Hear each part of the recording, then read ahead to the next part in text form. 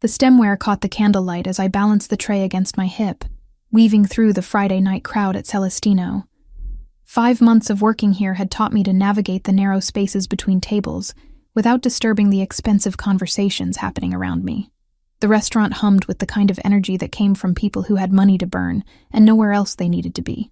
I set down the wine glasses at table 12, murmured something polite about their entrees arriving shortly, and turned back toward the kitchen. That was when Jessica caught my arm, her grip urgent enough to make me pause mid-step. "He's here again," she whispered, her dark eyes darting toward the private section near the back. "Third time this week.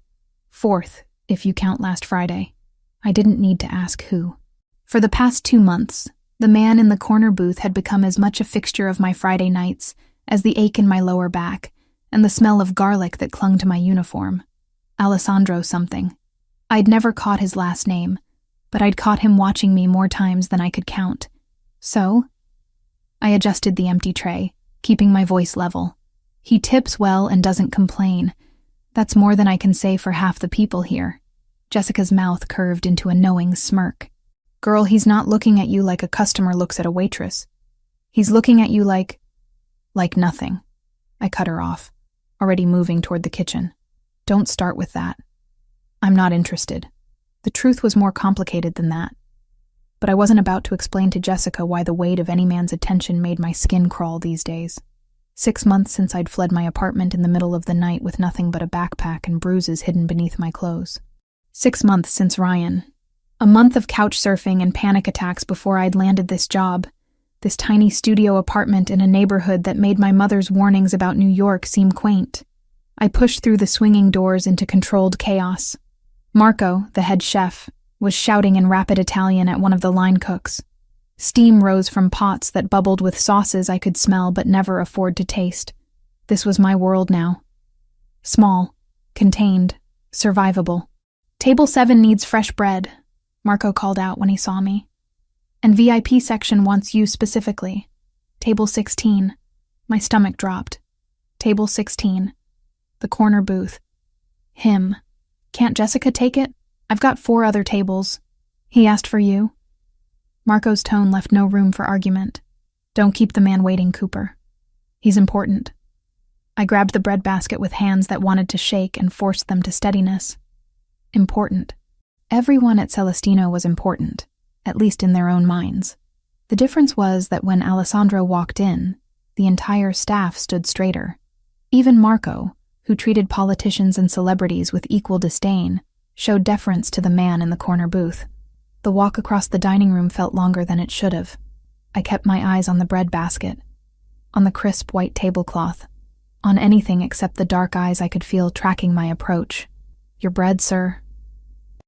I set the basket down with practiced efficiency, already turning to leave. "Wait." The single word froze me in place. His voice was quiet, almost gentle, but it carried weight. I turned back slowly, finally meeting his gaze. He was striking in a way that didn't photograph well, but commanded attention in person. Dark hair swept back from a face all sharp angles and shadows, with eyes so deep brown they appeared black in the candlelight. He wore a charcoal suit that probably cost more than 3 months of my rent, but he wore it like he'd forgotten he had it on. "Yes, sir? You've been working here 5 months." It wasn't a question, but I nodded anyway. "You're good at what you do. Efficient. Observant. You notice when someone's glass is empty before they realize it themselves." The compliment caught me off guard. Customers didn't notice things like that. They didn't notice me at all, which was exactly how I preferred it. "Thank you, sir. Is there something you need?" "Your name." "Haley."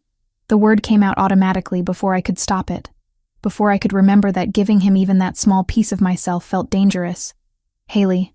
He repeated it like he was testing how it felt. "I'm Alessandro Ferraro." The name meant nothing to me, but something in the way he said it suggested it should.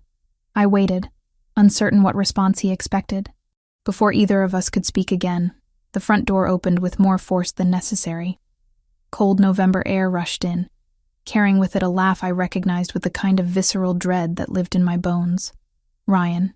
He stood in the entrance with a woman I didn't recognize draped on his arm. Blonde. Tall. Everything I wasn't. His eyes scanned the restaurant with predatory intent, and when they landed on me, his face split into a smile that made my blood run cold. "Cooper, what are you—" Jessica appeared at my elbow, then saw Ryan and went silent.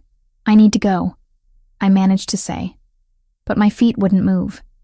6 months of running, of hiding, of building this careful new life, and he'd found me anyway. Ryan was walking toward me now, his companion forgotten. The restaurant noise faded to white static. I couldn't breathe, couldn't think, couldn't do anything except watch him close the distance between us. "Haley, there you are." His voice carried across the dining room, pitched to draw attention. "I've been worried sick. You just disappeared, babe." Didn't return any of my calls. The lie was so smooth, so practiced. In his version of events, I was the unstable one. The one who'd run away for no reason, who needed to be brought back, who belonged to him. "I don't know you," I said, but the words came out weak, unconvincing even to my own ears. "Don't be like that." Ryan reached for my arm, and I flinched back so hard I stumbled. Jessica caught me, her hand steady on my shoulder. "Sir, if you don't have a reservation—" Marco had materialized from the kitchen, his chef's whites still dusted with flour. "I'm just trying to talk to my girlfriend," Ryan said, all wounded innocence. "She's been having some troubles lately. Mental health issues. I'm sure you understand." The words hit like physical blows. This was his pattern, his method.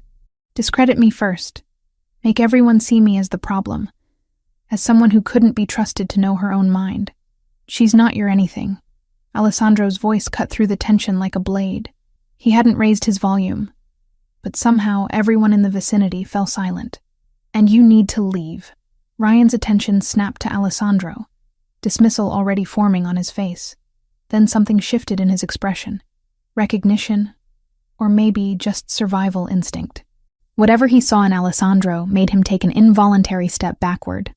"This is a private matter," Ryan tried, but the confidence had drained from his voice. "Nothing that happens in my establishment is private." Alessandro stood, and I realized for the first time how tall he was, how solid, how utterly unmovable he appeared. "You're disturbing my guests and harassing my staff. Leave now, or I'll have you removed." "Your establishment?" Ryan laughed, but it sounded hollow. "Since when do waitresses have—" "I finalized the purchase this afternoon." Alessandro's words were precise, controlled. "I own Celestino as of 4 o'clock this afternoon, which means I make the rules here, and my first rule is that you're no longer welcome." The revelation rippled through the staff. Marco's eyebrows rose toward his hairline. Jessica's grip on my shoulder tightened. I stood frozen, trying to process what I was hearing. Alessandro moved past me, placing himself between Ryan and me with deliberate physicality. "I'm going to walk you to the door now. You won't return. You won't contact Haley. You won't come within 2 blocks of this building. Are we clear?" Ryan's jaw worked as he calculated his options. His date had already disappeared, probably embarrassed by the scene. The other diners watched with the kind of fascinated horror people reserve for car accidents. "Crystal," Ryan finally spat. He turned his glare on me. "You always did need someone to fight your battles, didn't you?" Pathetic. The insult barely registered. I was too busy watching Alessandro guide Ryan toward the exit with a hand that never quite touched him, but somehow communicated absolute authority. The door closed behind them, and the restaurant exploded into whispered conversations. "Girl," Jessica's voice was awed. "What just happened?" I had no idea. Alessandro returned moments later, his expression unreadable. He walked directly to me, and every instinct I had screamed to run, to hide, to make myself small and invisible again. "Are you all right?" he asked quietly. I nodded because I didn't trust my voice. "That man will not trouble you again. You have my word." He glanced at Marco, who still hovered nearby. "Haley should take the rest of the evening off. Paid, obviously. She's had a shock." "I don't need—" I started, but Alessandro held up a hand. "Please." The single word carried neither command nor plea, just a simple request. "Let me do this much." Marco was already nodding, making shooing motions toward the back. Jessica took my arm, guiding me toward the staff room. I went numbly, my mind struggling to catch up with everything that had just happened. I changed out of my uniform in a daze. When I emerged, the restaurant had returned to its normal rhythm, as if the confrontation had been nothing more than a brief interruption. Only Alessandro remained in the hallway, leaning against the wall with his hands in his pockets. "I'll have my driver take you home," he said. "That's not necessary." The words came out sharper than I intended. "I can take the subway. It's nearly 11. The subway isn't safe at this hour. I do it every night." Something flickered across his face. "That ends tonight." The presumption in his voice sparked anger through the numbness. "You don't get to make that decision." "You're right." He straightened, pulling something from his pocket. A business card, heavy cream stock with just a phone number embossed in black. "But I hope you'll accept this, at least. If you need anything at all." I took the card because refusing seemed more difficult than accepting. Our fingers brushed in the exchange, and I jerked my hand back like I'd been burned. If he noticed my reaction, he didn't comment. "The offer of a ride stands. My driver is waiting outside. I'm fine walking." I clutched my bag against my chest like a shield. "But thank you for earlier with Ryan. You don't need to thank me for basic human decency, Haley." The way he said my name, careful and deliberate, made something warm and terrifying unfurl in my chest. I shoved it down ruthlessly. "Good night, Mr. Ferraro." "Alessandro," he corrected gently. "And good night." I left through the back entrance, my heart hammering against my ribs.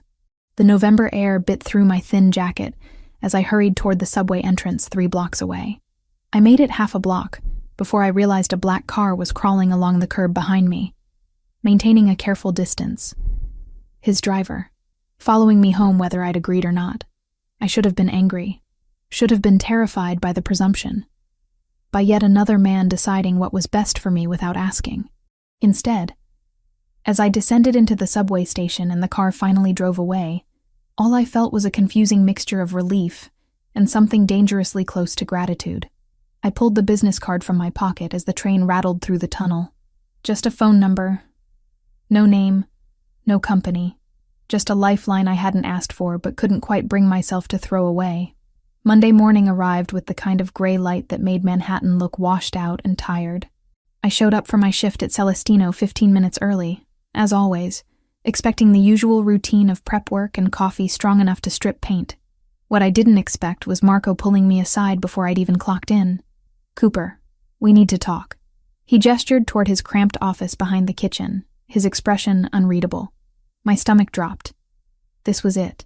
Alessandro had reconsidered whatever impulse had made him defend me Friday night, and now I was losing the one stable thing in my carefully reconstructed life. I followed Marco into the office, my mind already calculating how many shifts I could afford to miss before my landlord started the eviction process. The answer was 0. "There's been a change in your employment status," Marco said, settling into his chair. He pulled out a folder, flipped it open. "Effective immediately. You're being promoted to assistant manager. Salary is here." He slid a paper across the desk. I stared at the number. Read it 3 times to make sure I wasn't hallucinating. It was triple what I'd been making. Triple. I don't understand. Owner's orders. Marco's mouth quirked. "Apparently you made an impression." The warmth that had flooded through me at seeing the salary curdled into something cold and sharp. I didn't ask for this. Most people don't turn down a promotion, Cooper. Most people weren't offered one by a man who knows nothing about their work. I stood abruptly, the chair scraping against linoleum. "Where is he?" Marco checked his watch. "Probably won't be in until lunch service." "Look, I don't know what happened Friday night, but whatever it was, take the win. You're good at what you do. You deserve this." Did I? Or was this just another version of the same pattern I'd sworn to escape? A powerful man deciding what I needed, what I deserved, without bothering to ask what I wanted. I left Marco's office and found Jessica already at work setting up the dining room. She took one look at my face and raised an eyebrow. "Let me guess. You heard about the promotion." "You knew?" Marco told me first thing. "Girl, this is amazing. Do you know what assistant manager makes here? You could actually afford to live in a building with working heat. I don't want it." Jessica set down the stack of menus she'd been carrying. "Okay, I'm going to need you to explain that logic. Because from where I'm standing, you just won the lottery, and you're complaining about the ticket. He didn't ask me. The words burst out sharper than I'd intended. He just decided. Like he has any right to make choices about my life. Understanding dawned in Jessica's eyes. This is about Ryan. This is about me not being some charity case for another controlling man to fix. Haley, Jessica's voice gentled. I've been working here 3 years. I've seen Alessandro Ferraro exactly 6 times before 2 months ago.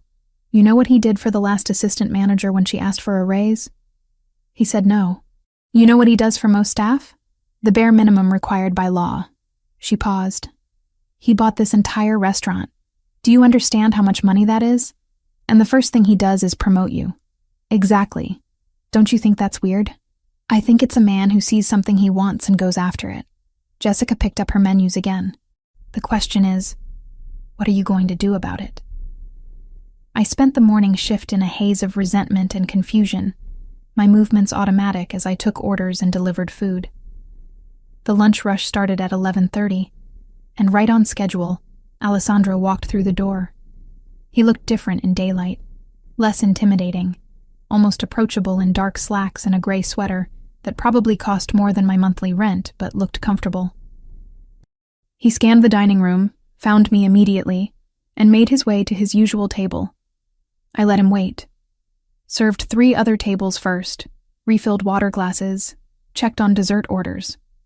When I finally approached his table, my jaw was set and my resolve firm. We need to talk, I said without preamble. He glanced up from the menu he'd been pretending to read. Then talk. Not here.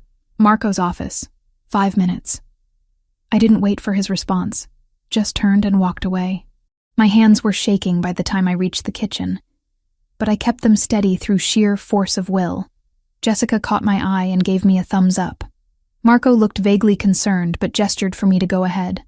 Alessandro appeared exactly 5 minutes later, closing the office door behind him with a soft click. In the small space, he seemed larger than he had in the restaurant, his presence filling every corner. You're upset about the promotion, he said before I could speak. I'm upset that you made a decision about my life without asking me. I observed your work. You handle crises in the kitchen better than Marco does. You've talked down 3 separate drunk customers in the past month without security getting involved. You remember every regular's order and dietary restriction. You're wasted as a waitress. The compliments should have softened me, but they only stoked my anger higher. That's not the point. Then what is? You don't get to swoop in and fix things just because you have money and power.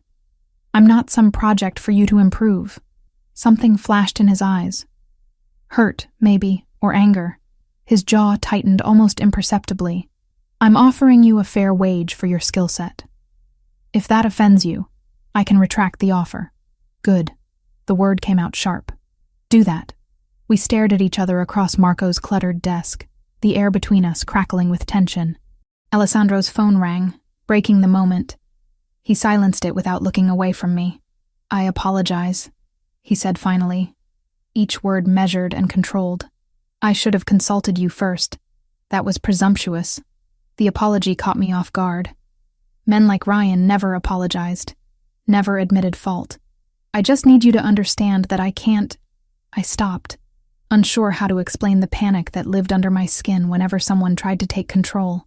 I need to make my own choices. Understood. He nodded once, crisp and businesslike.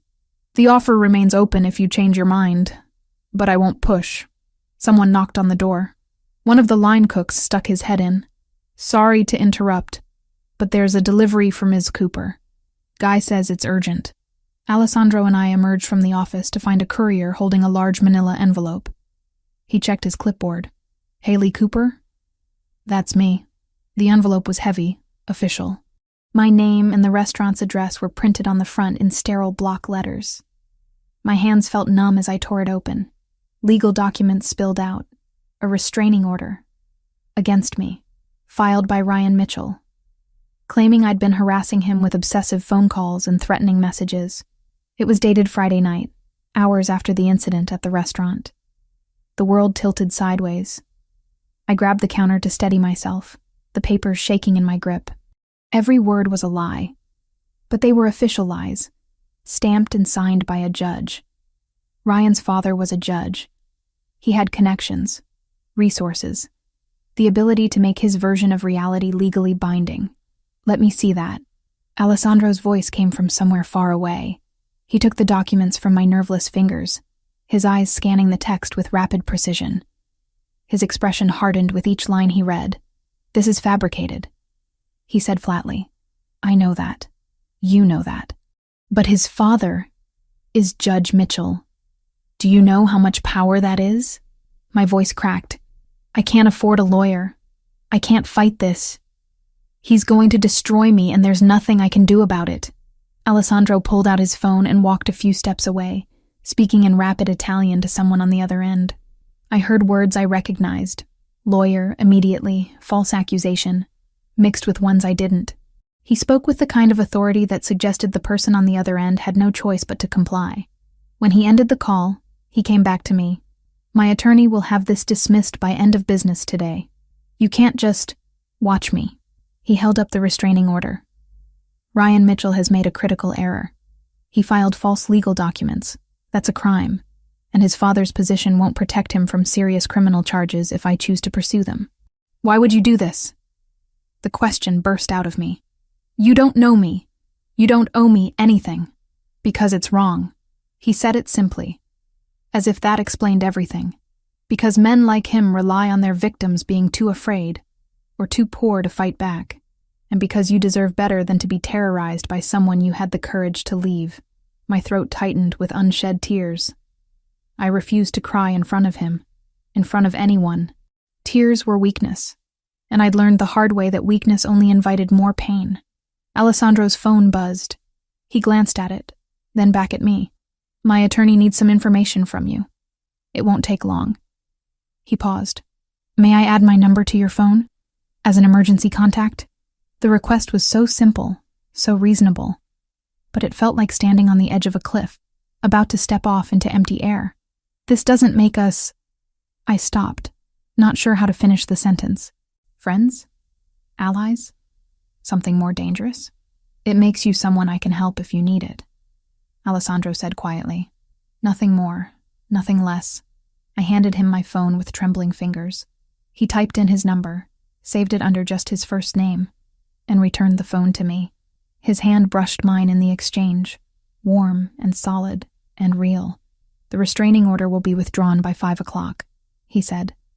"Ryan will not file another one. You have my word." "How can you be so sure?" "Because I'm going to make it very clear to him that pursuing this further would be catastrophically stupid." The temperature in his voice dropped several degrees. "I have information about his business dealings that would interest several federal agencies. He'll make the smart choice." The casual way he said it should have terrified me. This was a man who collected information like weapons, who could destroy someone's life with a phone call.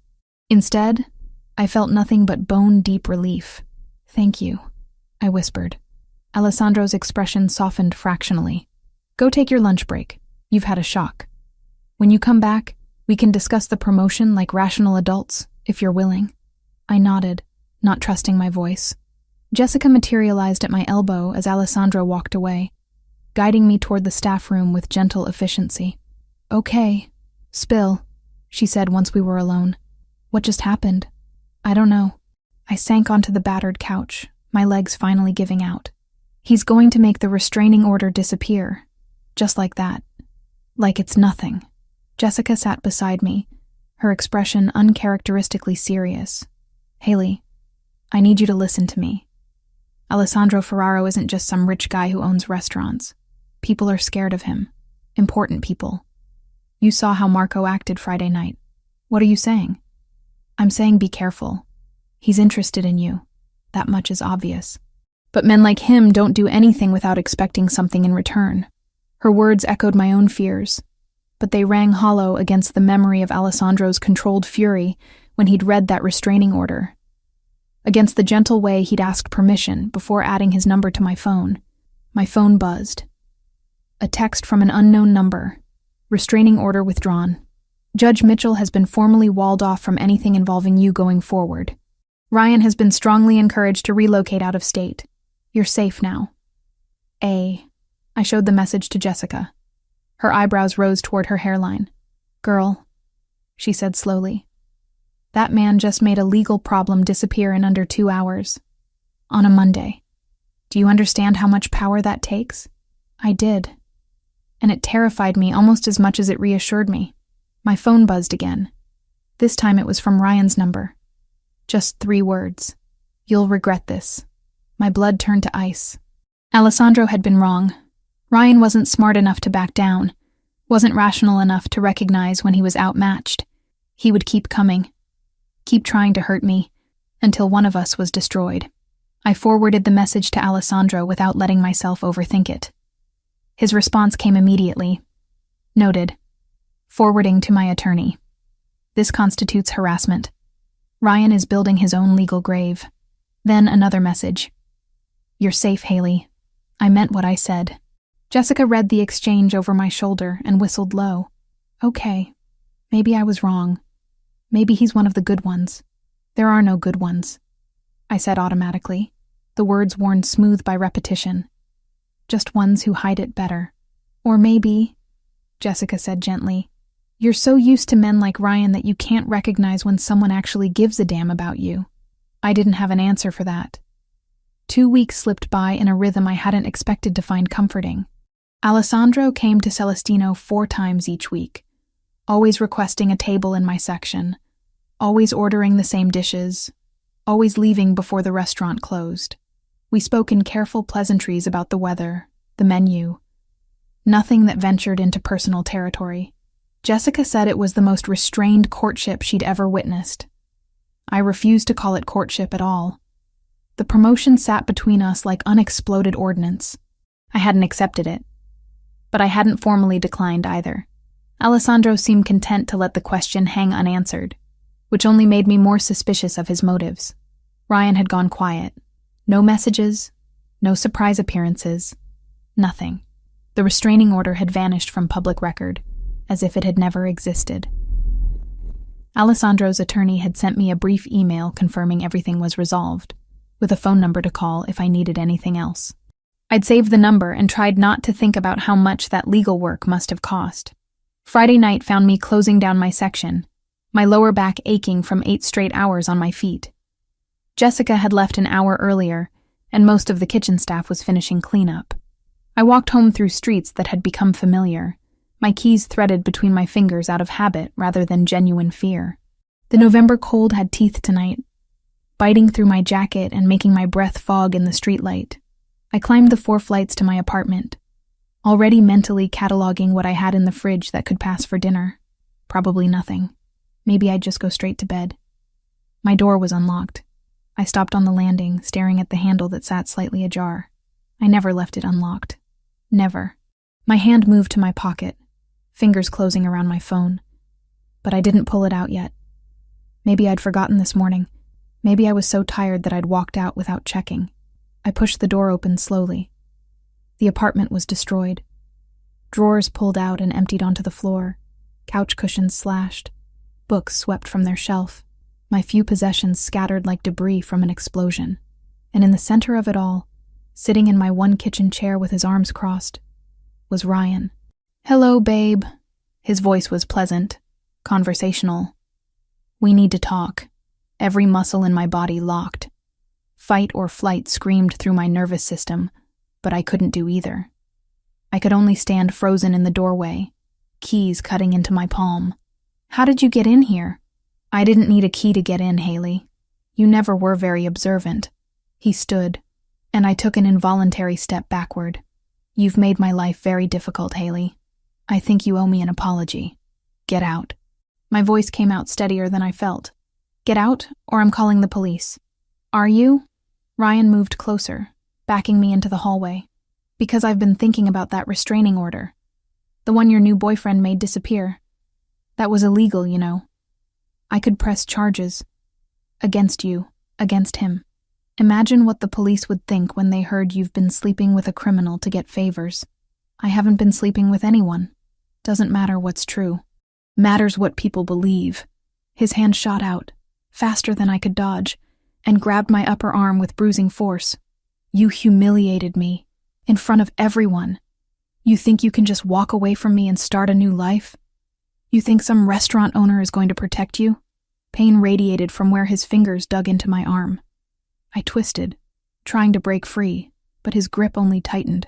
With my free hand, I managed to unlock my phone screen, fingers shaking as I pulled up Alessandro's contact and hit the location share button.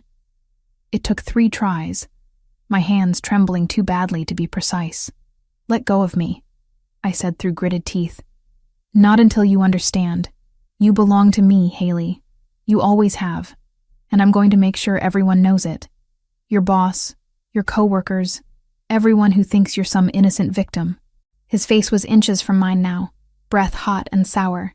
"I'm going to destroy that pretty little story you've built." The phone buzzed in my hand. A message from Alessandro. "On my way. 12 minutes. 12 minutes. I just needed to survive 12 minutes. "You're scared," Ryan observed with satisfaction. "Good. You should be. Do you know what I've been through because of you? The lawyers, the threats, having to explain to my father why his name was attached to a failed restraining order. You've made me look weak. You are weak." The words escaped before I could stop them. "You've always been weak. That's why you need to control me. Because without someone to push around, you're nothing." His hand moved from my arm to my throat in one fluid motion. Not squeezing. Not yet. Just resting there with implicit threat. "Say that again." I couldn't speak. Could barely breathe. But I met his eyes with every ounce of defiance I could summon. The sound of footsteps on the stairs made Ryan's head snap toward the stairwell. Heavy footsteps. Purposeful. Multiple sets. His grip on my throat loosened fractionally. Alessandro appeared first, taking in the scene with a single sweeping glance. Behind him came 2 other men. One was tall and broad-shouldered, with a broken nose that suggested violence was a familiar language. The other was leaner, watchful, with hands that stayed near his jacket pockets. "Step away from her." Alessandro's voice was absolutely calm, which somehow made it more terrifying than if he'd shouted. "Right now." Ryan's hand fell away from my throat. He manufactured a smile, the kind that used to charm my friends and confuse my family. "This is just a misunderstanding. Haley and I were having a discussion. Couples stuff, you know how it is. We're not a couple," I managed to say, my voice rough. "We haven't been for 6 months." Alessandro moved closer, placing himself between Ryan and me with deliberate physicality. "Did he hurt you?" I wanted to say no, to minimize it, to make this whole situation disappear, but Alessandro was looking at my arm, at the place where Ryan's fingers had left red marks that were already darkening to bruises. Something in his expression shifted. The careful control slipped for just a moment, and what showed beneath was cold and absolutely merciless. "Michael," he said without taking his eyes off Ryan, "remove our guest from the building. Make sure he understands that returning to this address would be inadvisable." The broad-shouldered man moved with surprising grace. He didn't touch Ryan, just positioned himself in a way that made retreat the only logical option. Ryan looked between them, calculations running behind his eyes. "This isn't over," he said to me. "Yes," Alessandro said quietly. "It is. If you contact Ms. Cooper again, if you come near her workplace or her home, if you so much as think about her too loudly, you'll discover exactly how unpleasant I can make your life. Am I being clear? You're threatening me in front of witnesses. I'm making you a promise. There's a difference." Alessandro's tone never changed, never rose, never wavered from that deadly calm. "Michael will escort you out now. The next time you need escorting, it won't be nearly so polite." Ryan looked at me one last time, something like hatred burning in his eyes, then let himself be guided toward the stairs. The lean man followed, and their footsteps echoed down the stairwell until the building's front door slammed shut. Only then did Alessandro turn to me. "Are you hurt anywhere else?" I shook my head, not trusting my voice. Now that the immediate danger had passed, my legs felt unsteady. I leaned against the wall, trying to keep myself upright through sheer determination. Alessandro surveyed the destroyed apartment, his jaw tightening. He didn't have a key. "I didn't give him one," I said, staring at the damage. "I never would." The admission felt like failure. "The lock is broken." Alessandro crouched by the door, examining the mechanism. He damaged it, forcing his way in. This door won't lock properly tonight. Alessandro's thumb moved over his phone. Michael is calling the police and the building manager, he said, voice clipped with control. There will be a report. Photos. A paper trail. His gaze lifted to mine. He doesn't get to do this and vanish into the dark. I'll wedge a chair under the handle. I've done it before. He stood, brushing off his hands. You're not staying here. I don't have anywhere else to go. There's a hotel 3 blocks from Celestino, the Meridian. I'll take you there tonight. Tomorrow we can discuss a more permanent solution. The presumption in his voice sparked anger through my shock. You can't just decide that. I can, and I am. He pulled out his phone. You're in shock. Your apartment is compromised, and your ex-boyfriend just demonstrated that he has no regard for your safety. Those are facts. The logical response is to remove you from this location immediately. I can't afford a hotel. The words came out sharp, humiliating. I can barely afford this place. Alessandro didn't even pause. I'm paying for it. No. I pushed off from the wall, anger giving me strength. I don't want your charity.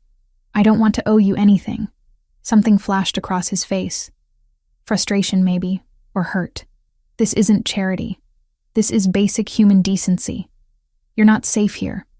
Let me help you. Why? The question burst out of me. Why do you care? You barely know me.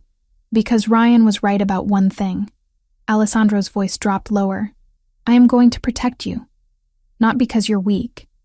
Not because I want to control you. But because I can, and he can't, and someone should. We stared at each other across my ruined apartment. I could feel my resistance crumbling, worn down by fear and exhaustion, and the simple fact that he was right. I wasn't safe here. One night, I said finally. Just tonight. Tomorrow I'll figure something else out. Alessandro nodded. One night. I'll help you pack what you need. He moved through my apartment with efficient purpose, finding my backpack amid the destruction and beginning to gather clothes. I watched numbly as he folded my things with unexpected care, selecting practical items without asking for guidance. A change of clothes, toiletries from the bathroom, the book I kept on my nightstand. Ready? He asked when the bag was full. I took one last look at the apartment. It had never been much, but it had been mine. My first place after escaping Ryan. My first taste of real independence. Seeing it destroyed felt like watching a piece of my hard-won freedom crumble. Yes, I whispered.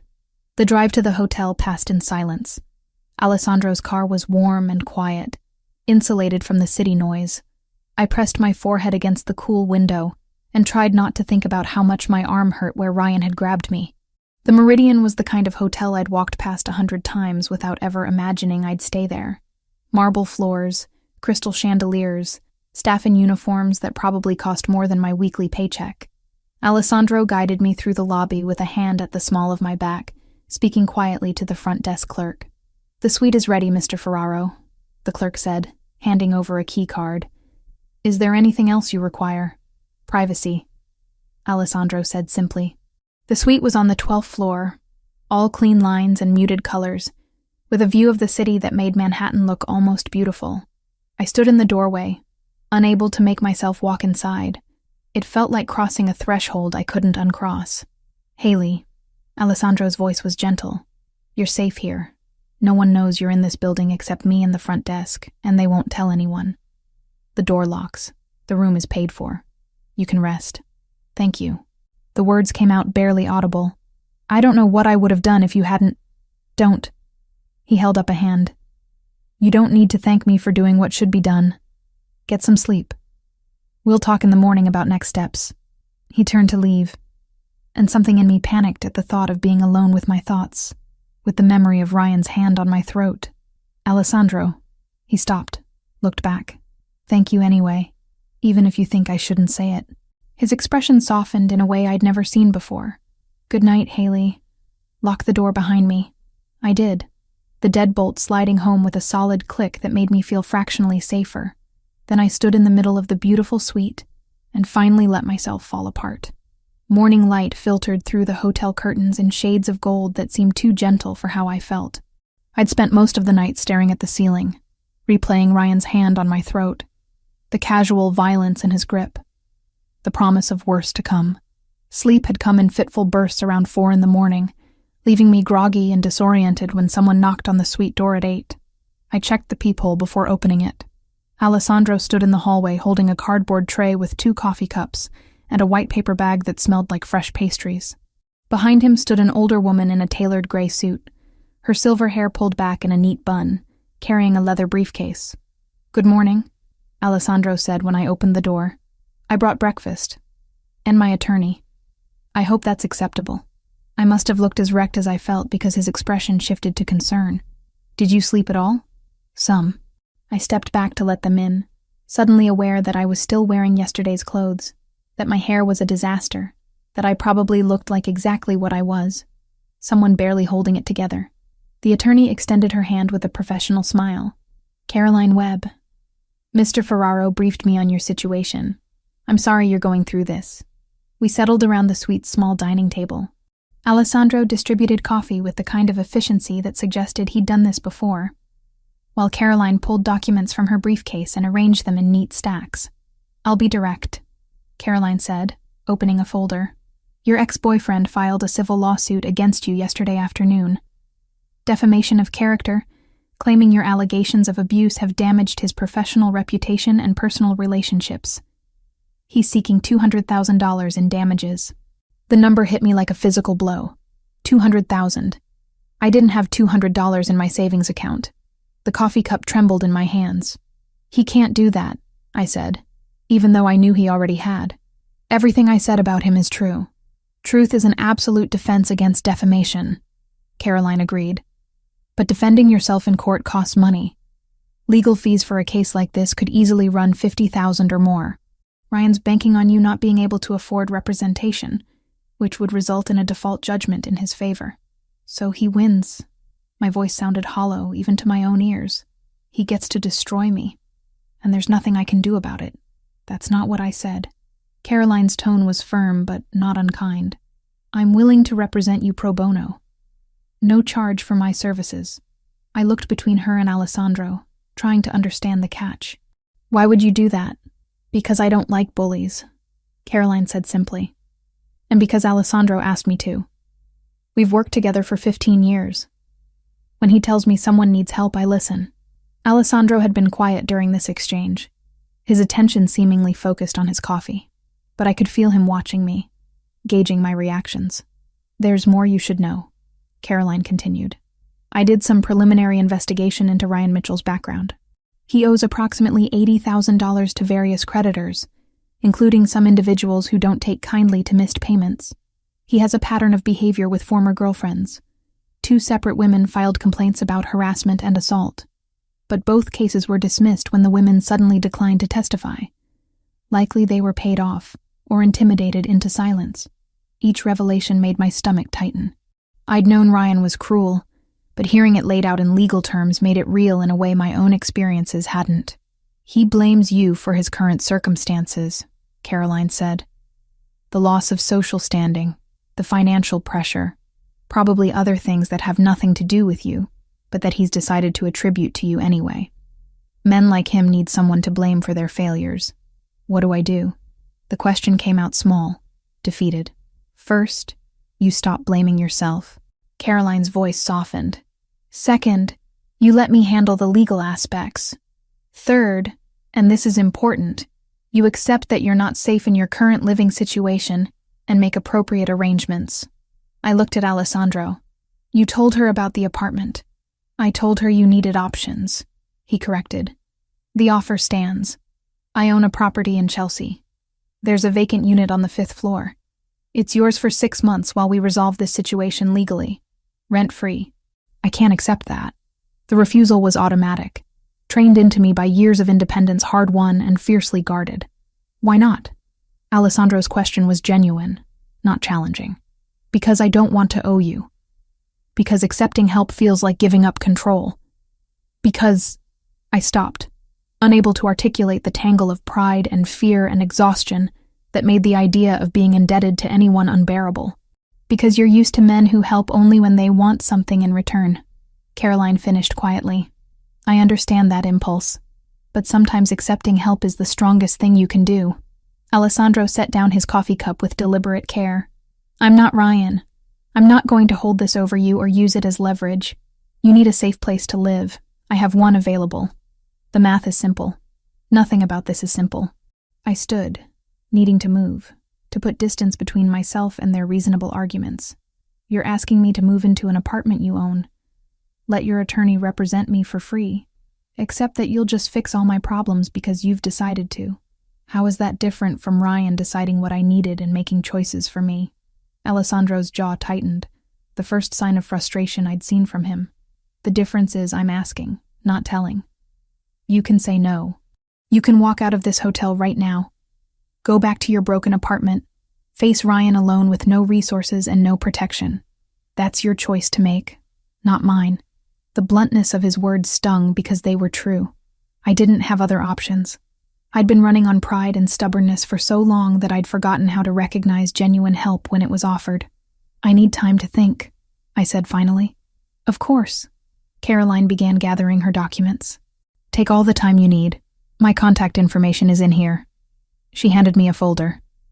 Call me when you're ready to discuss the lawsuit defense. Or don't. But know that the offer remains open. They left together, and I was alone again with my coffee going cold and my thoughts spiraling. The suite felt too large, too quiet, too much like a cage even though the door was unlocked and I could leave whenever I wanted. I spent the rest of Saturday in that hotel room, ordering room service I barely touched and avoiding the calls from Jessica that started around noon. By Sunday, I'd watched every movie the hotel offered and memorized the pattern of cracks in the ceiling. By Monday, I was climbing the walls with restless anxiety. Alessandro didn't call, didn't text, didn't show up with more coffee and reasonable arguments. His absence felt louder than his presence had. Tuesday morning, Jessica appeared at my door with a duffel bag and a determined expression. Marco told me where you were. I'm not leaving until we talk. I let her in because refusing seemed like more effort than I could muster. She took one look at the room service trays scattered across the coffee table and made a disapproving sound. Girl, you look terrible. Thanks. That's helpful. You know what I mean. She sat on the couch, patted the cushion beside her. Talk to me. What's going on in that head of yours? I sat, pulling my knees up to my chest. He wants me to move into an apartment he owns. I know. Marco told me the whole story. Jessica's expression was unusually serious. He also told me what Ryan did to your place, and that you've been hiding out here for 3 days instead of accepting help. It's not that simple. Actually, it is. You're making it complicated because you're scared. I'm not scared. The lie felt transparent even as I said it. You're terrified, Jessica corrected gently. Terrified of owing someone. Terrified of being controlled again. Terrified that accepting help makes you weak. Am I close? I pressed my face against my knees, unable to answer.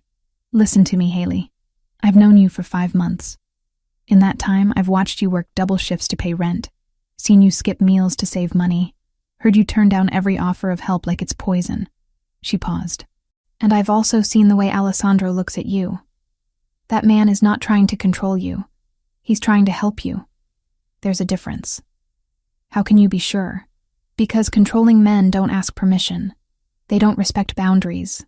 They don't hire expensive attorneys and then disappear for 3 days to give you space to think. Jessica took my hand. Ryan conditioned you to see kindness as manipulation. But not everyone is Ryan. Her words settled into the quiet spaces of my thoughts, finding cracks in my defenses. What if I accept, and he expects something in return? Then you leave. You have that power. You've always had it. Jessica squeezed my hand. But I don't think he will. And I think you're using that fear as an excuse not to let someone care about you. I wanted to argue, to defend my carefully constructed walls. But exhaustion had worn me down to something closer to honesty. I don't know how to do this, I whispered. I don't know how to accept help without feeling like I'm giving up pieces of myself. Maybe that's the point. Maybe accepting help isn't about giving up anything. Maybe it's about admitting you deserve to have people in your corner. We sat in silence for a while, Jessica's presence steady and grounding. Finally, she pulled out her phone and set it on the coffee table between us. Call him. Thank him properly for what he's done. And if you want to accept the apartment, accept it. If you don't, tell him no, and we'll figure something else out together. But stop torturing yourself by sitting here alone." She left the phone and let herself out, giving me privacy I hadn't asked for but desperately needed. I stared at the phone for 20 minutes before I picked it up. Alessandro answered on the second ring. "Haley," just my name, but I could hear the question in it. "Are you all right?" "No," I admitted, "but I will be, I think." "What do you need?" The question was so simple, so open. Not what he thought I needed, not what he'd decided was best. Just asking.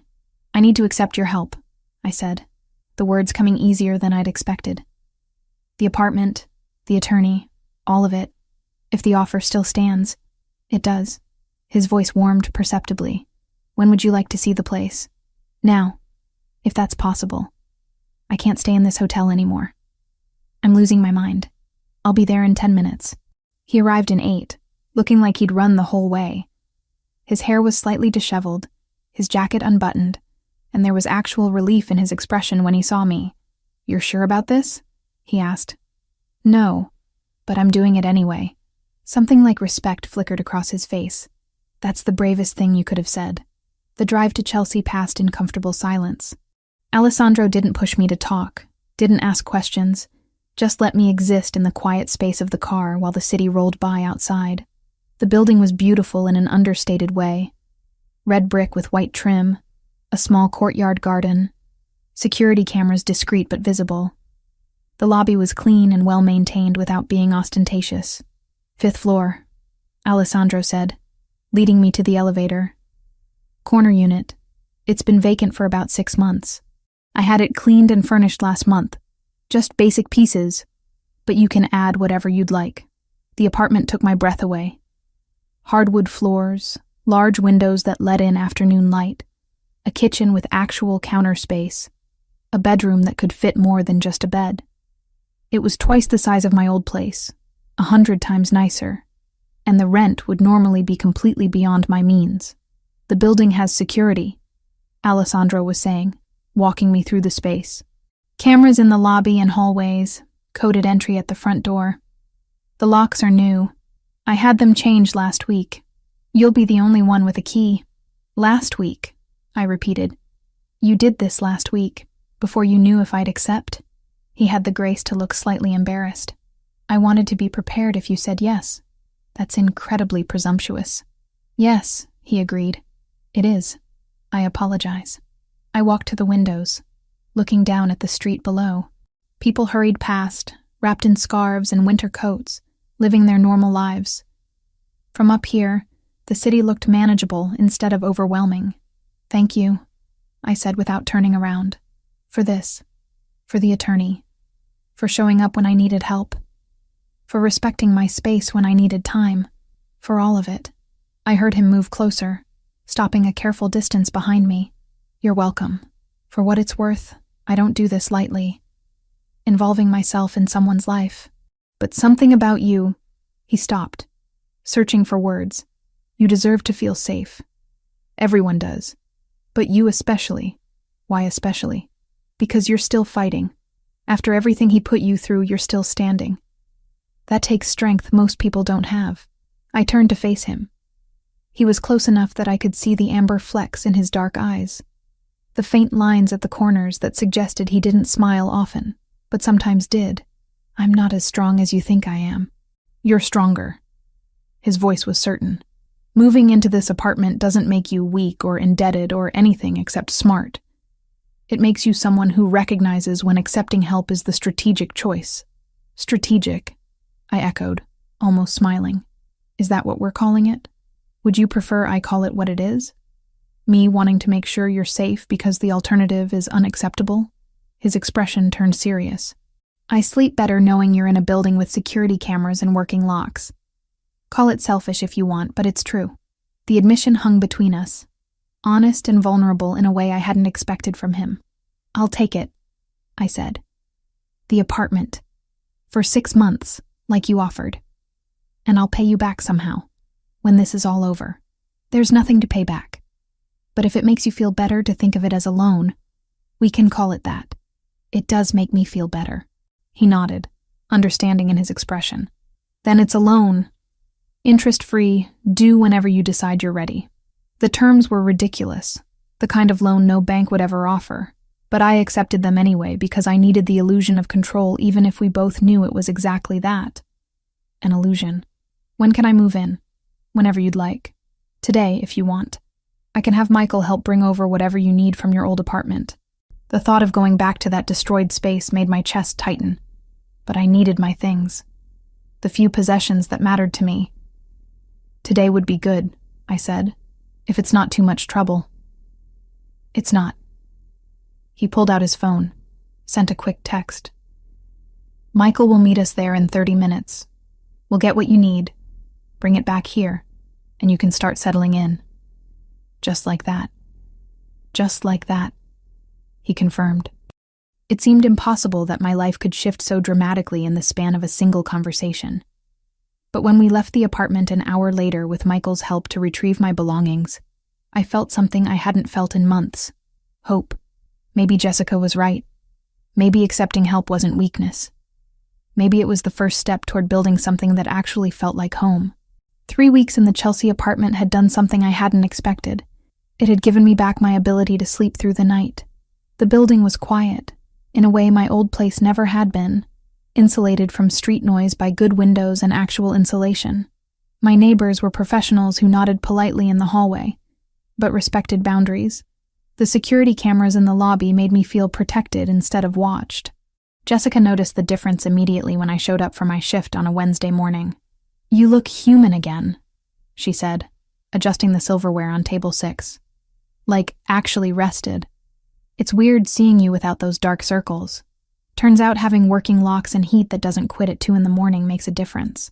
I finished folding napkins into the precise triangles Marco insisted on. "Who knew?" "I knew. I've been telling you for months that your old place was a dump." She paused, studying me more carefully. "He's still coming around?" She didn't need to specify who. Alessandro had maintained his pattern of dining at Celestino 4 times a week, always ordering the same dishes, always leaving before closing. But something had shifted in the past 3 weeks. He'd stopped by the apartment twice to check the security system, once to replace the smoke detector batteries I hadn't known needed replacing, another time to show me how to use the building's emergency protocols.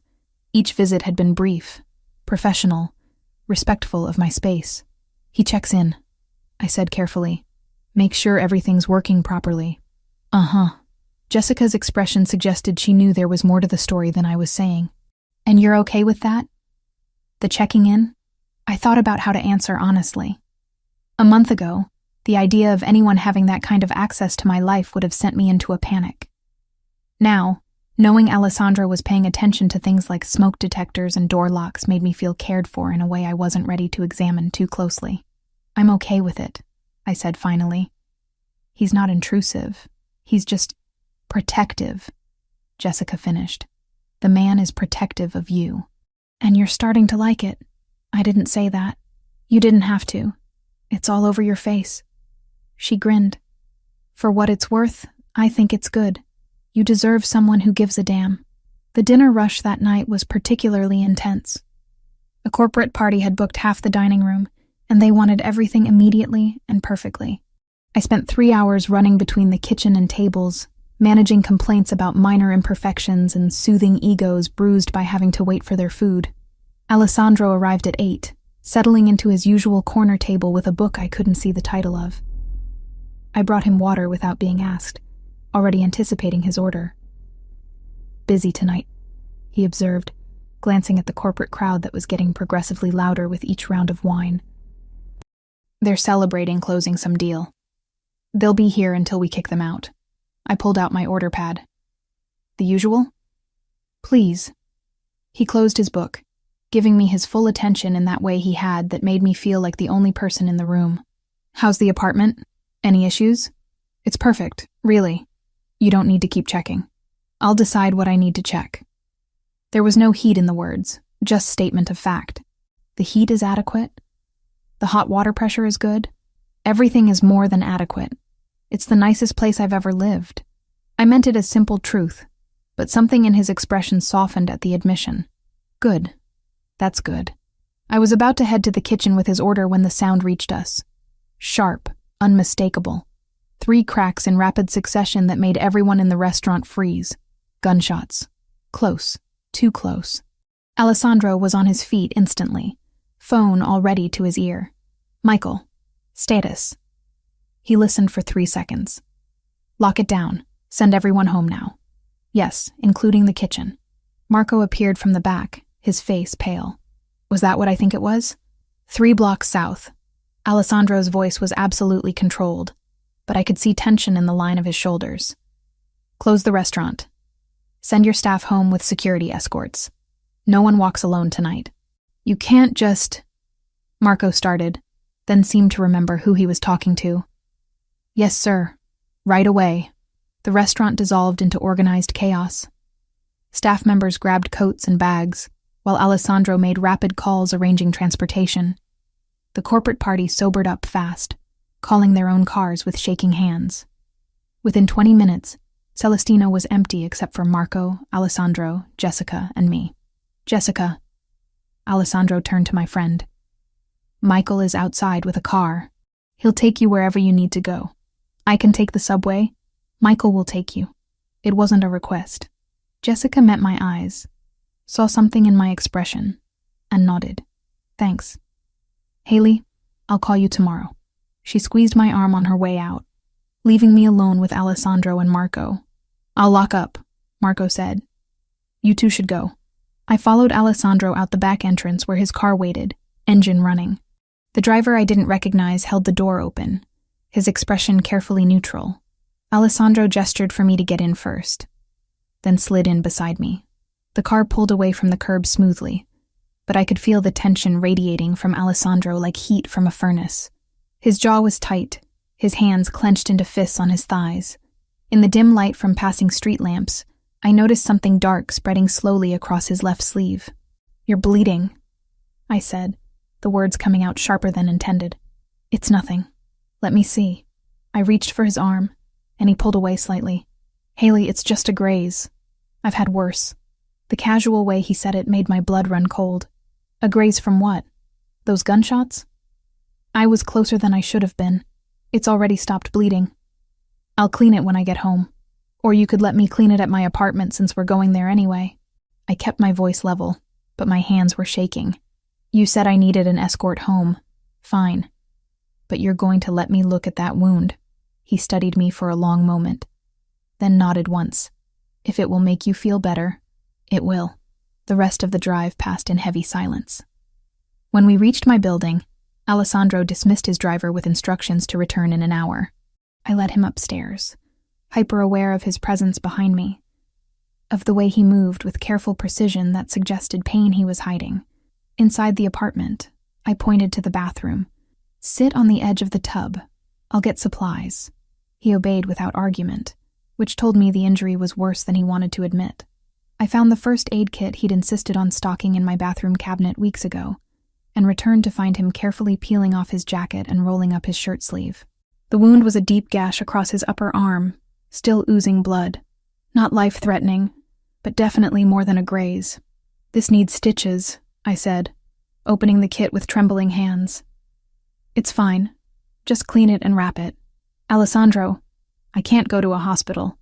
Too many questions. His eyes met mine, and I saw something raw in them. Please, just do what you can. I wanted to argue, but the look on his face stopped me. Instead, I soaked gauze in antiseptic and began cleaning the wound as gently as I could. He didn't flinch, didn't make a sound, just sat perfectly still while I worked. What happened? I asked quietly. And don't tell me it was random violence. Those shots were too close to the restaurant to be coincidence. Alessandro was silent for so long I thought he wouldn't answer. Then, do you really want to know? Once I tell you, you can't unknow it. I want to know. I pressed clean gauze against the wound, applying pressure. I think I deserve to know why someone shot at you close enough that I heard it. He took a breath, let it out slowly. There's a Russian organization that's been trying to expand into territory I control. Shipping routes, primarily. We've been negotiating, but talks broke down last week when they realized I wasn't going to concede the ports. Tonight was their way of sending a message. What kind of message? That they know about you. His voice went flat. They've been watching the restaurant. They know you work there. They know you live in a building I own. They're trying to figure out if you're valuable enough to me to be used as leverage. The gauze in my hands went still. Used as leverage for what? To make me give them what they want. Territory, money, concessions.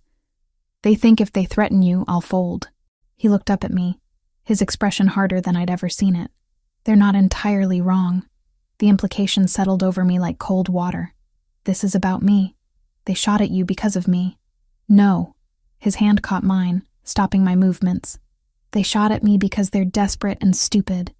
You're not responsible for what they choose to do, but I am the reason you're a target. I've been a target my entire adult life, Haley. That's not new. What's new is having someone I care about potentially in their crosshairs. He released my hand, letting me go back to bandaging, which is why I need to give you an option. My hands resumed their work automatically while my mind raced ahead. What kind of option? I have connections. People who can create new identities, relocate people safely. I can have you out of the city in 48 hours. New name, new job, new life somewhere they'll never find you. You'd be completely safe. The offer hung in the air between us, stark and final. He was giving me an escape route, a way out of the danger that came with knowing him. I should have been grateful. Should have been already planning what to pack. No, I said simply. Haley, no. I finished wrapping the bandage, securing it with careful precision. I'm not running again. I spent 6 months running from Ryan, and it didn't make me safe. It just made me alone. This is different. These people are dangerous, I know. You've made that clear. I stepped back, meeting his eyes. But here's what you don't seem to understand. I'm tired of running. I'm tired of letting fear make my decisions. And I'm tired of men telling me what's best for me without asking what I actually want. What do you want? His voice was quiet, intense. I want to stop feeling like my life is something that happens to me instead of something I choose. I wrapped my arms around myself, suddenly cold despite the bathroom's warmth. I want to feel like I matter to someone without it being about control or ownership. I want... The words caught in my throat. What I wanted was standing in front of me, wounded and worried, and offering me safety at the cost of everything else. I want to stay, I finished softly. Here. In this apartment, at my job, in this city. With you in it. Something shifted in Alessandro's expression. The careful control cracked, showing something raw and unguarded beneath. He stood slowly, favoring his injured arm, and moved close enough that I could feel the heat of him. You don't know what you're saying. You don't understand what being close to me means. Then explain it to me. I refused to step back, refused to let fear win again. Tell me exactly what it means so I can make an informed choice instead of one made out of panic. It means security escorts, limited freedom, always looking over your shoulder. It means people like the Russians will see you as a weapon to use against me. His jaw tightened. It means I'll do everything in my power to keep you safe. But there are no guarantees. No promises that nothing will ever happen. Life doesn't come with guarantees. My voice was steadier than I felt. Ryan taught me that. The difference is with you, I get to choose. You're not forcing me into anything. You're offering me options and respecting whatever I decide. You're right, I am. He lifted his uninjured hand, fingers hovering near my cheek without quite touching. But I need you to be absolutely certain. Because if you stay, if you choose this, I won't be able to let you go. The admission hung between us, heavy with meaning.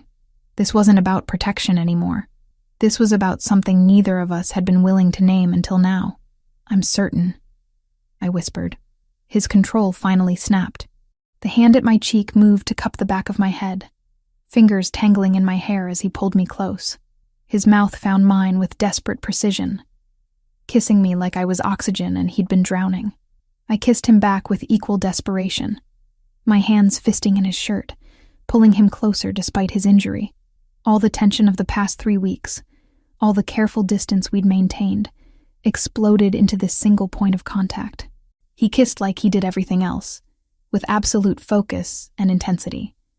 His good arm wrapped around my waist, pressing me against him. I could feel his heart hammering against my chest, could taste coffee and something darker on his tongue. When we finally broke apart, both breathing hard, his forehead rested against mine. "This is a terrible idea," he said, but he didn't let go. "Probably." My hands were still twisted in his shirt.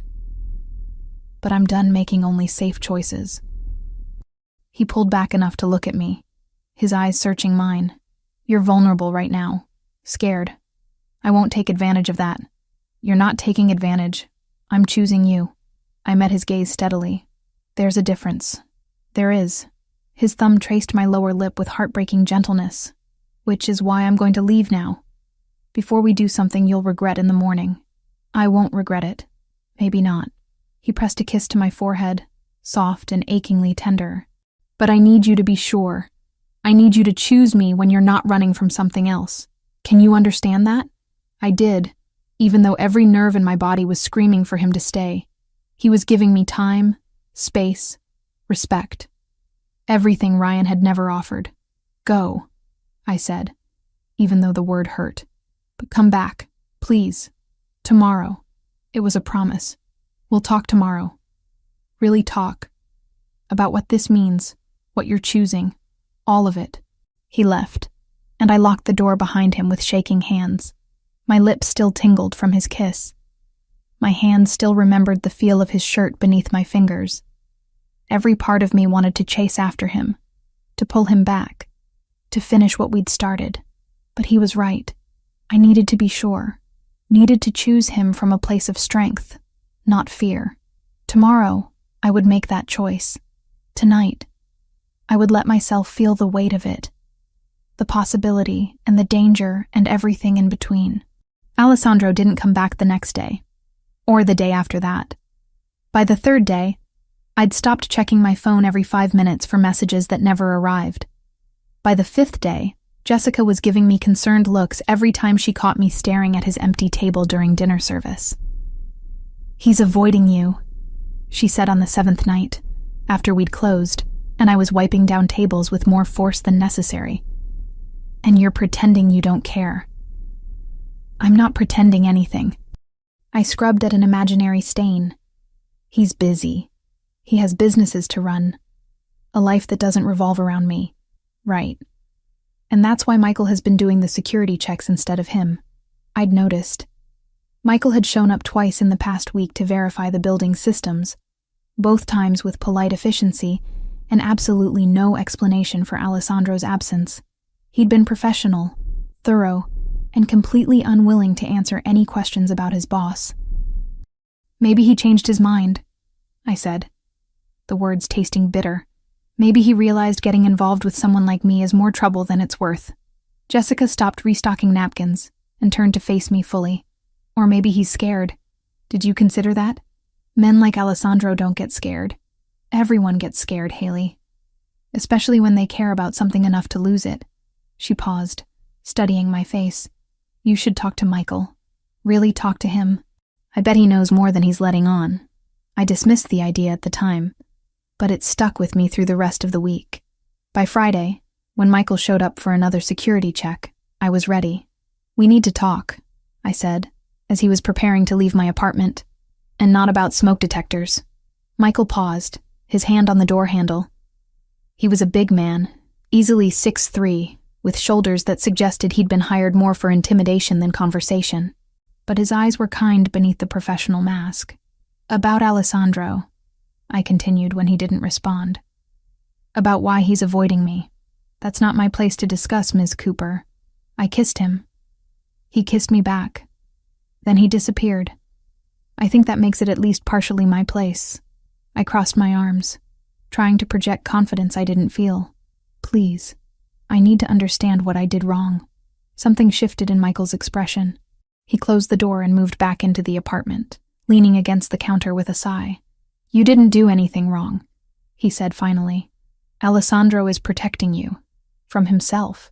That doesn't make sense." "It does, if you know his history." Michael hesitated. clearly weighing how much to reveal. He had a sister. Younger.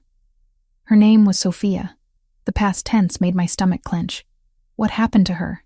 She fell in love with someone in the organization. Not Alessandro's operation, he wouldn't have allowed it, but a rival family. The man claimed he'd leave that life for her. Alessandro tried to stop it, but Sophia was stubborn. She thought love would be enough. Michael's jaw tightened. 4 years ago, there was a dispute over territory.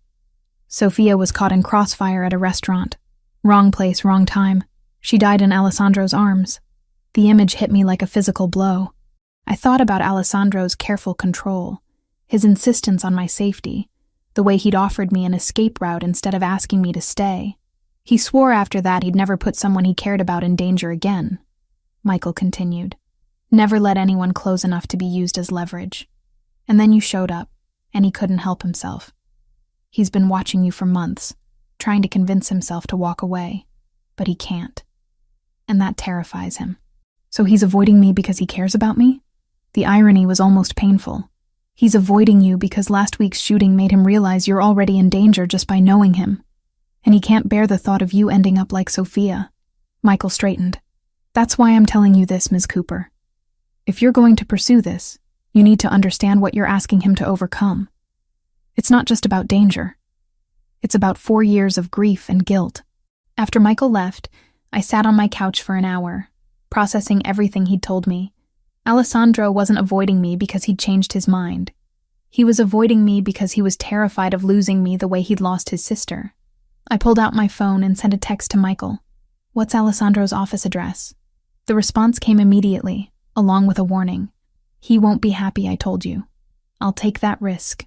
The address led me to a building in the financial district, all glass and steel and the kind of anonymous corporate presence that didn't draw attention.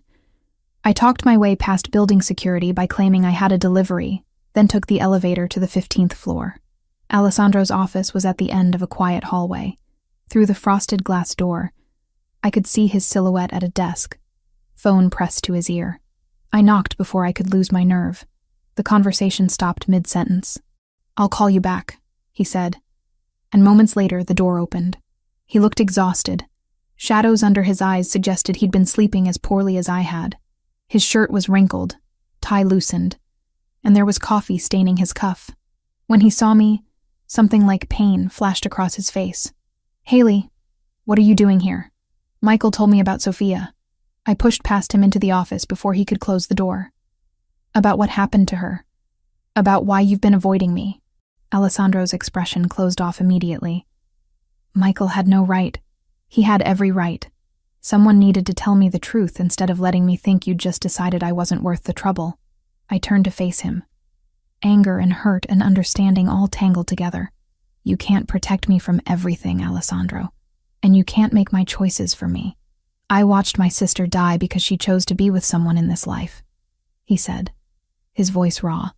I held her while she bled out on a restaurant floor. Do you understand what that means? What it did to me? I understand that it was tragic and unfair, and not your fault. I took a step closer, but I'm not Sophia. And you're not the person who killed her. You can't punish yourself forever for something you couldn't control. I can keep you safe by staying away from you. No, you can't. The Russians already know about me. They already see me as leverage. Staying away won't change that. It'll just make me face it alone instead of with you. I moved closer still, until I was near enough to see the gold flecks in his dark eyes. I'm choosing this, Alessandro. Knowing the risks, understanding the danger, fully aware of what happened to your sister, I'm choosing you anyway. His control was fracturing. I could see it in the tension of his shoulders, the way his hands clenched at his sides. You don't know what you're asking. Then tell me. Tell me exactly what I'm asking for so I can prove I understand. You're asking me to let you into a world where violence is currency and loyalty is survival. You're asking me to care about you knowing that caring makes you a target. You're asking me to trust that I can keep you safe when I couldn't keep my own sister safe. His voice cracked on the last word. I can't lose someone else. I can't. You won't. I closed the final distance between us, placing my hands on his chest, where I could feel his heart racing. Because I'm not going anywhere. not because you're protecting me, but because I'm strong enough to stand beside you. There's a difference. For a long moment we stood frozen, his eyes searching mine for certainty. Then something in him broke. His arms came around me, pulling me close with desperate intensity. "I can't stay away from you," he said against my hair. "I've tried. These past 7 days have been torture." "Then stop trying." I pulled back enough to look at him. "Stop protecting me from yourself and let me in. Really in. All the way." His mouth found mine in answer, the kiss deeper and more certain than the one we'd shared in my bathroom. This wasn't desperation or fear. This was choice. His hands framed my face like I was something precious, and I kissed him back with everything I had. When we finally broke apart, both breathing hard, he rested his forehead against mine. "No more avoiding," he said. "No more pretending I can walk away. But you need to promise me something." "What?" "If it gets too dangerous, if I tell you to run, you run. No arguments, no hesitation. You trust me enough to do that." "I promise." The words came easier than I'd expected because I understood what he was really asking. Not for obedience, but for the assurance that I valued my own life enough to protect it. "Then we're doing this." He pulled back, his expression still serious but lighter somehow. "Really doing this?" "You and me." "You and me," I agreed. And for the first time in a week, I felt like I could breathe properly. The next 2 weeks were a revelation. Alessandro stopped treating me like something fragile that might shatter under pressure. We fell into a rhythm of dinners at my apartment, conversations that lasted until 2 a.m, stolen kisses in the back hallway of Celestino when he thought no one was watching. He told me about his childhood in Italy, about his parents who'd built the organization from nothing, about Sophia's laugh and her terrible taste in music. I told him about my parents, dead in a car accident when I was 19. About the student loans I'd taken to put myself through culinary school. About the dreams of being a chef that Ryan had systematically crushed. About the shame of staying as long as I had with someone who hurt me. "Shame is a weapon abusers use," Alessandro said one night, his fingers tracing patterns on my arm as we lay on my couch. "It keeps you silent, keeps you from seeking help. You survived him. That's not shameful. That's strength." Jessica noticed the change immediately. She pulled me aside during a slow lunch service, her expression caught between happiness and concern.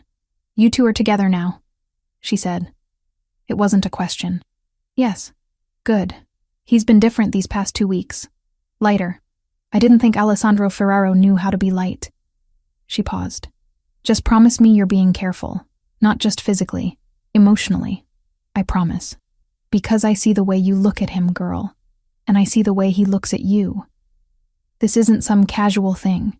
This is real." She was right. What Alessandro and I had was terrifyingly real, built on honesty and trust, and the kind of vulnerability neither of us had offered anyone else. It should have scared me. Instead, it felt like the first genuine thing I'd had in years. The charity event was Alessandro's idea. A small fundraiser for a children's hospital, he explained. Low-key, minimal publicity, just local business people supporting a good cause. I could wear something comfortable, meet a few of his associates, leave whenever I wanted. I borrowed a wine-colored dress from Jessica, simple and elegant without being flashy. Alessandro picked me up in his car, and the approval in his eyes when he saw me made me feel beautiful in a way I hadn't felt in years. The event was exactly what he'd promised, understated and genuine. I met his business partners, shook hands with people whose names I recognized from news articles, drank champagne that probably cost more than my weekly paycheck. Alessandro kept his hand at the small of my back, a constant warm presence that made navigating the unfamiliar social territory bearable. We were leaving when someone asked for a photo. "Just a quick picture for the hospital's website," the organizer explained. Alessandro looked at me, silently asking permission. I nodded. The photo was innocent, his arm around my waist, both of us smiling at the camera, nothing scandalous or newsworthy. I forgot about it the moment it was taken. 3 days later, it was everywhere. Someone had posted it to social media with a caption identifying Alessandro by name. From there, it spread, shared, commented on, dissected by people who had opinions about who Alessandro Ferraro spent time with and why. I was working a dinner shift when Michael appeared, his expression grim. He spoke quietly to Alessandro, who'd been dining alone at his usual table. I watched Alessandro's face harden, watched him pull out his phone and scroll through something that made his jaw clench. He stood abruptly and crossed to where I was refilling water glasses. "We need to go. Right now. I'm in the middle of my shift. Marco will understand." "Michael, bring the car around to the back entrance." His hand found mine, squeezing once. "Please, Haley. Trust me." The urgency in his voice cut through my confusion. I followed him to the back, calling an apology to Jessica as we passed. She waved me on, her expression worried but understanding. In the car, Alessandro finally showed me his phone, the photo from the charity event, reposted dozens of times with increasingly speculative captions. But that wasn't what made my blood run cold. It was the message he'd received an hour ago. A photo of me leaving Celestino that morning, edited to show a red laser sight centered on my back. "The Russians," I whispered. "They're escalating, making it clear they know exactly where to find you." His voice was controlled, but I could hear the fury beneath it. "I'm pulling you from the restaurant effective immediately. You're not to go anywhere without security. Anywhere at all. For how long? Until I eliminate the threat." He met my eyes. "I know you want autonomy. I know you hate feeling controlled. But this is non-negotiable. Your safety comes first." I wanted to argue, wanted to insist I could still live my life despite their threats. But the image of that laser sight kept flashing through my mind. "Okay," I said quietly. "What do you need me to do?" Relief washed over his features. "Stay at the apartment. Michael will be stationed in the building. Jessica can visit, but only after being cleared by security. I'm handling the Russian problem personally." "How?" His expression went cold. "You don't want to know." He was probably right. But as we drove through the city toward my apartment, past people living normal lives without death threats and organized crime, I wondered what exactly I'd chosen. Not just Alessandro, but everything that came with him. When we reached the building, Alessandro walked me up himself. At my door, he pulled me close, holding me like he was afraid to let go. "This will be over soon," he promised, "and then we can have something that looks like normal." "I don't think we're built for normal," I said, but I held him just as tightly. After he left, I called Jessica. She answered on the first ring. "I heard what happened," she said immediately. "Marco told everyone. Are you okay?" "I'm safe. Scared, but safe." I sank onto the couch, exhaustion catching up with me. "Jessica, I don't know if I can do this. Living in fear, having security escorts, knowing there are people who want to hurt me just because of who I care about. Then you know how he feels every single day," she said gently. "Welcome to loving someone whose life comes with complications." The word hung between us. Love. I hadn't said it yet, hadn't let myself think it. But Jessica was right. This was what love looked like in Alessandro's world. Fierce and protective and terrifying. "I'll come by tomorrow," Jessica promised. "Bring food and terrible movies. We'll get through this." After we hung up, I sat alone in my apartment, doors locked and security systems armed, and thought about choices. I'd chosen Alessandro knowing the risks.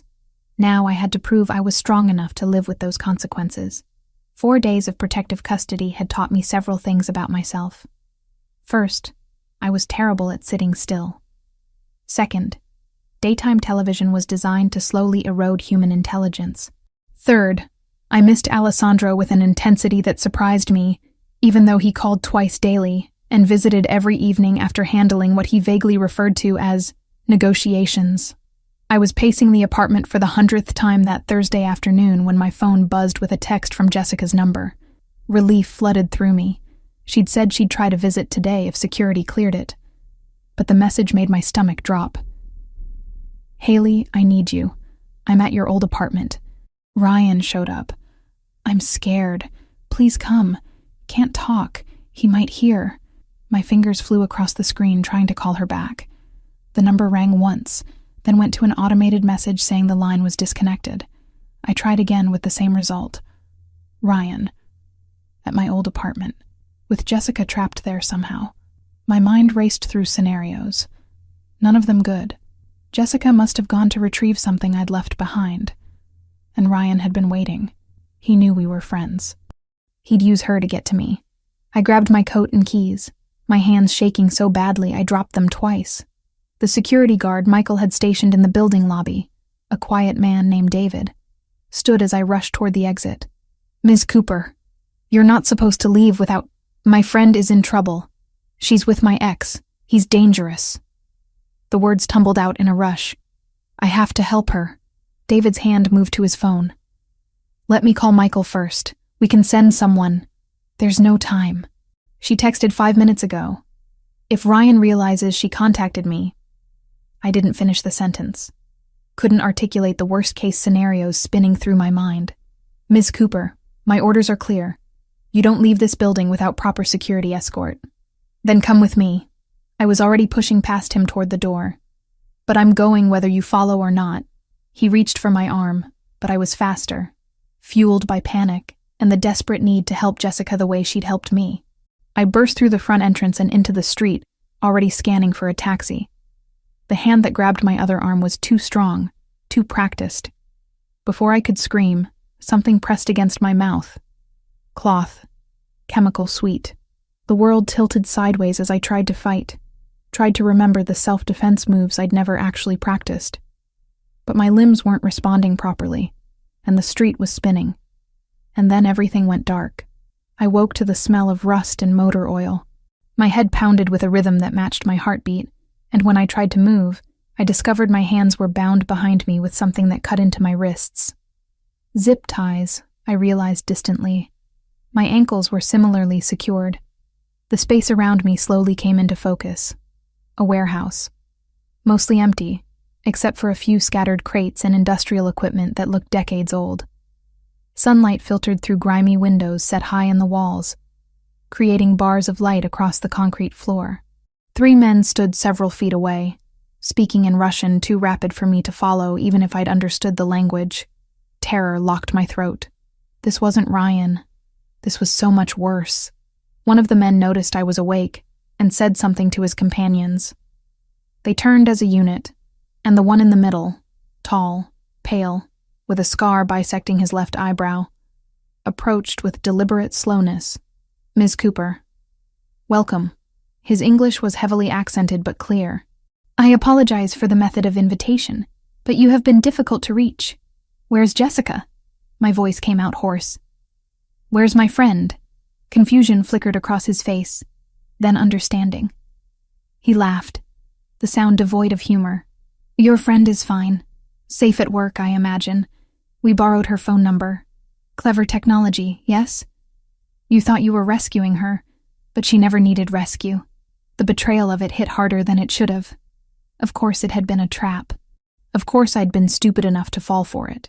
What do you want?" I asked, though I already knew. "We want Alessandro Ferraro to understand that his stubbornness has consequences." The man crouched in front of me, close enough that I could smell tobacco on his breath. He refuses to negotiate fairly. So now we negotiate with what he values. You are valuable to him, yes? I wanted to lie. To claim Alessandro meant nothing to me. That kidnapping me would accomplish nothing. But the Russians had done their research. They'd seen the photo, tracked the pattern of his protection, understood exactly how valuable I was. "He'll kill you for this," I said instead, putting every ounce of certainty I possessed into the words. "Perhaps. But first, he will pay. $5 million and control of the southern port. A small price for something he loves." The man stood, pulling out a phone. "We will send him proof you are alive. You will tell him to cooperate." "Yes?" He held the phone in front of me, camera recording. I stared into the lens, knowing Alessandro would see this, knowing it would destroy him the way Sophia's death had. "Don't pay them," I said clearly. "Don't give them anything. I'm not worth—" The backhand came fast enough that I tasted blood before I felt the pain. My head snapped to the side, stars exploding across my vision. "Try again," the Russian said calmly. "This time, ask him nicely to pay." I spit blood onto the concrete and met the camera's eye once more. "I love you," I said. Because if this was the last message Alessandro received from me, that needed to be in it. I'm sorry.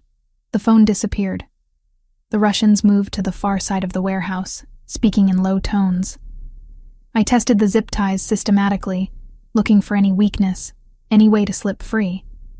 But they'd done this before, and whoever had secured my bonds knew exactly how tight to make them. Time passed strangely in the warehouse. Could have been an hour, could have been 3. The sunlight shifted across the floor, tracking the afternoon's progress. I thought about Alessandro receiving that video, about the expression on his face when he saw me bound and bleeding, about Michael and Jessica and everyone who'd told me to be careful, to stay put, to trust that I was protected. I'd been so arrogant, thinking I could handle this world, thinking love and determination were enough to survive the kind of danger Alessandro lived with daily. The sound of an engine outside made all 3 Russians tense. The leader barked orders, and the other 2 pulled weapons from their jackets. Guns, matte black and professional. They took positions near the warehouse's main entrance, a massive rolling door that looked like it hadn't moved in years. "Your hero arrives," the leader said to me. "Right on schedule." So predictable. These men in love. The door began to rise with a mechanical screech that set my teeth on edge. A figure stood silhouetted in the opening. Alessandro, alone, carrying a black duffel bag that presumably held $5 million in cash. "Don't come in!" I shouted, my voice cracking. "It's a trap!" He came in anyway, because of course he did. His eyes found me immediately, and I watched something in his expression fracture at seeing me tied and injured. But his voice when he spoke was absolutely controlled. "I have what you asked for. Let her go. First, we verify the money." The Russian leader gestured to one of his men, who advanced toward Alessandro with weapon drawn. Everything happened at once. Glass shattered from above as figures dropped through the high windows on rappelling lines. Michael's voice shouted, "Down!" and Alessandro dove toward me while gunfire erupted from multiple directions. The warehouse transformed into chaos, shouting in Russian and English, the sharp crack of weapons, the smell of cordant burning in my nose. Alessandro's body covered mine, his weight pressing me flat against the concrete as bullets whined overhead.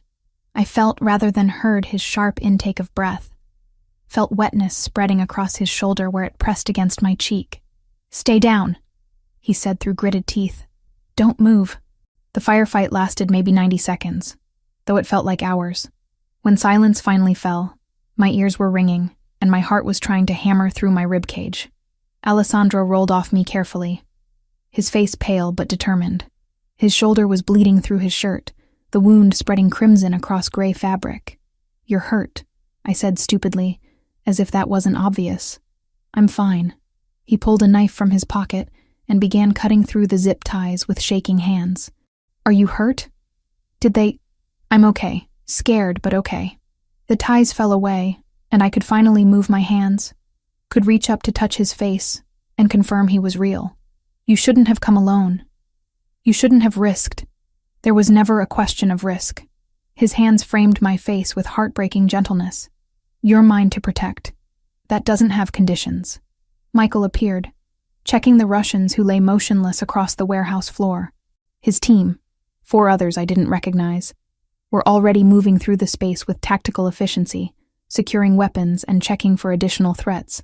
"Clean," Michael called out. "Warehouse is secure. We need to move before police arrive." Alessandro helped me to my feet, his injured arm hanging awkwardly at his side.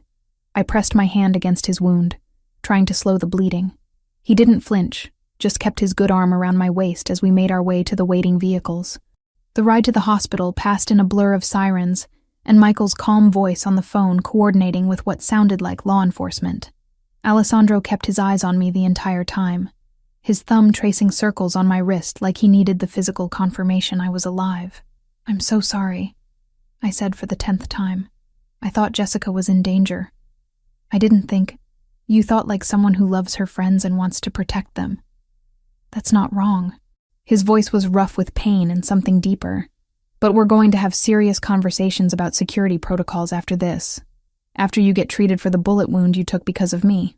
I'd take 100 bullets if it meant keeping you safe." He said it like it was simple fact, not dramatic declaration.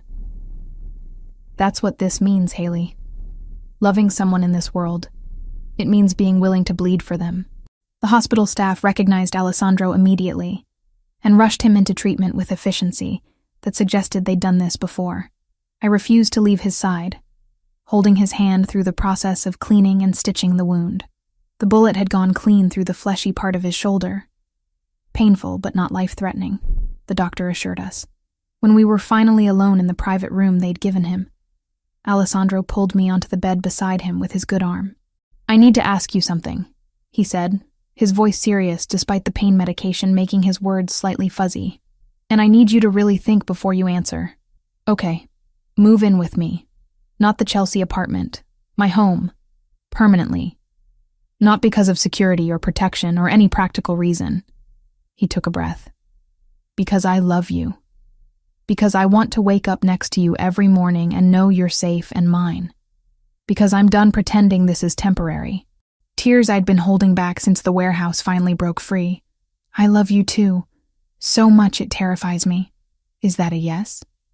"Yes." I kissed him gently, careful of his injuries. "Yes to all of it. Your home, your life, your impossible, dangerous, beautiful world. I choose you, Alessandro. Completely." His smile transformed his face, making him look younger than I'd ever seen him. "We'll figure out how to balance this. Your independence, my need to protect you. We'll find a way to make it work." "I know we will." 3 months later, I stood in Celestino's kitchen beside Jessica, reviewing the menu changes we'd implemented since Marco had promoted us to co-managers. The restaurant had thrived under our joint leadership, and I'd finally achieved the dream I'd thought Ryan had killed, being a real chef, creating dishes that people traveled across the city to taste. "The reservation book is full for the next 2 months, Jessica said, scrolling through her tablet. "We might need to hire another sous chef if this keeps up." "Good problems to have." I glanced at the engagement ring Alessandro had given me 2 weeks ago. Simple, elegant, exactly what I would have chosen. The wedding was planned for April, just a small ceremony with people who mattered. My phone buzzed with a text from Alessandro. "FBI raid went perfectly. Russian operation completely dismantled. You're safe now. Really, truly safe."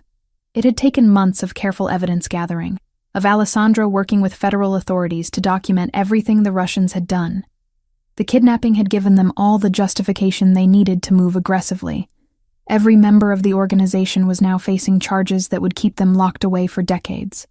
And Ryan had been arrested last month for conspiracy, fraud, and a dozen other charges after Alessandro had provided recordings of his dealings with the loan sharks who'd cooperated with authorities in exchange for reduced sentences.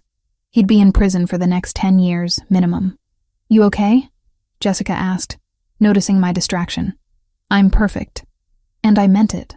For the first time in my adult life, I felt genuinely safe, genuinely loved, genuinely certain of my choices. That evening, Alessandro picked me up from work in his car. The drive to his home, our home now, took us through Manhattan as the sun set, painting the buildings in shades of copper and gold. He reached across to take my hand, lacing our fingers together. "Have I told you today that I love you?" "Only twice." "You're slacking." "I love you." He kissed my knuckles. "I love your stubbornness and your courage, and the way you refuse to let me make decisions for you. I love you too. Even though you're overprotective and controlling and sometimes impossible." "Only sometimes?" I laughed, and it felt like freedom.